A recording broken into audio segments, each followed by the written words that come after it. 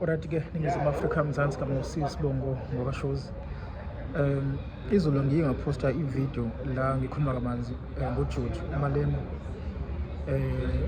nokuphola kwakhe around uZuma ne-MK Party neKwaZulu Natal namaZulu. Yabothi into eningi kanje uZuma, MK Party, amavoti, amaZulu, KwaZulu Natal. And I know ukuthi abantu banokuphola okuhlukahlukene ngaleyo video. Kodwa ngisamile ekutheni uJuju usawumunye wabantu bama-leaders athandekayo futhi akhuluma izinto ey'thandeka nezwala kangcono kumuntu onendlebe noma kumuntu omnyama olalela. But i-approach yakhe noma ukucabanga kwakhe ngamaZulu uthatha akubeka eceleni and ngey'bomu futhi. And uyahluleka ukulwa nomuntu oyi-leader owumZulu ngaphandle kokufaka ukuthi lo muntu uwumZulu. And lokhu kuyaqhubeka kuyenzeka. But today ngifuna ukukhuluma ngoJoju ethinta indaba kaMkhwanazi eParliament. Bafuthu asiqonde ukuthi because ngiyabona abantu bathi uMalema njengamanje useyaphinda futhi uyaflip-flop, okuyinto-ke ngithi mina cha, sesigagamela-ke ukumbeka icala ngisho engacha, sesigagamela ukuthi uyaflip-flopa ngisho engaflip-flopi uJoju. Ngoba uma ese-PE noma ese-Western Cape ekhuluma ngomkhwanazi ethi umkhwanazi ungowethu thina somkhwanazi esho beyi-EFF, bayisho lokho ngoba kufanele akusho ngoba wayesho edefend noma evikela ubuqotho bephoyisa noma ubuqotho bomnyango wezamaphoyisa KwaZulu Natal. Ubuqotho babantu bomthetho abasaqotho emsebenzini wabo. So wekusho kokufanele.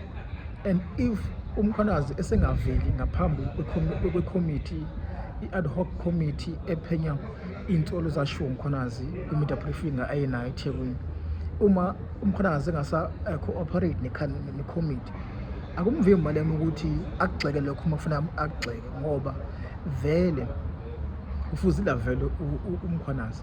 Kodwa-ke mhlawumbe singathi the only thing esingayiveza ukuthi usheshile ukuba hash kuyena kule committee ngoba izathu zisobala. I think u-advocate Andrew Arendse, uma ngenza iphutha kodwa advocate uleader ubufakazi ushilo ukuthi umkhwanazi ngisho kwenzeka leli kuhleli ad hoc committee eParliament okufuze nayo ilethe umsebenzi wayo makuphela u-October nje 31 noma 30 October uma uphela futhi bathatha umsebenzi abawuphenyile nalezi zinto zamkhwanazi bawuyise eParliament National Assembly. But la kodwa manje lokhu kwenzeka ngesikhathi la khona futhi umkhwanazi kufuze avele kwikhomishana kaMadlanga, naye ngikudala kufanele ehlale ungakapheli uSeptember uma ngingaphosisi, ebese ibheka iphenya futhi iy'nsolo ezayivezwe umkhwanazi kule media briefing ayibe nayo eThekwini. So sikuyashayisana ngolokhu kokubili, kufuze avele ngapha aphinde avele ngapha. Ngesikhathi la khona kufanele avele kwi-commission, sekuthiwa futhi kufanele avele kwi-ad hoc committee le eseParliament. So uJoji bephola lapha ekutheni ngeke bezwe ngomkhwanazi ukuthi kufanele avele nini. But the only thing esalile mhlawumbe noma engizange ibe bikho ukuthi kube khona i-communication between umkhwanazi, i-team kaMkhwanazi ne-team yaseParliament kwi-committee le ad hoc committee ukuthi since kuneMadlanga commission ngikudala ezohlala nani already sengikhona vele isikhathi nama-date kungaba kanjani, yabo, kufanele ngivele kuphi kuqala, ikuphi la kufanele ngivele khona kuqala, ikuphi la ngokubili kubalulekile, but ikuphi la kufanele khona ngiqale ngivele khona kuqala, so that uma ngiphawula kungaphumi ukushayisana ubufakazi noma kwama-date noma ukushayisana ukukhuluma kufanele ngivele ngapha kufanele ngivele ngapha, ngoba kwakhona lokhu kodwa uzoba nakho umphazamisa umkhwanazi. Kodwa ngumuntu womthetho I think uzokwazi ukubamba kokubili ukuthi avele ngapha avele ngapha, ngoba vele uzokwazi ukuthi akubambe, ngoba vele sithemba ukuthi ukhuluma iqiniso. So uma ukhuluma iqiniso ngeke uze uzicontradict uma ngabe ukuthola ubufakazi ey'ndaweni ey'ningi zahlukahlukene because ukhuluma iqiniso olaziyo nolubonile notshelelo. So I don't think uzoshayisana, but inkinga izobe sekutheni kuma-date ney'khathi.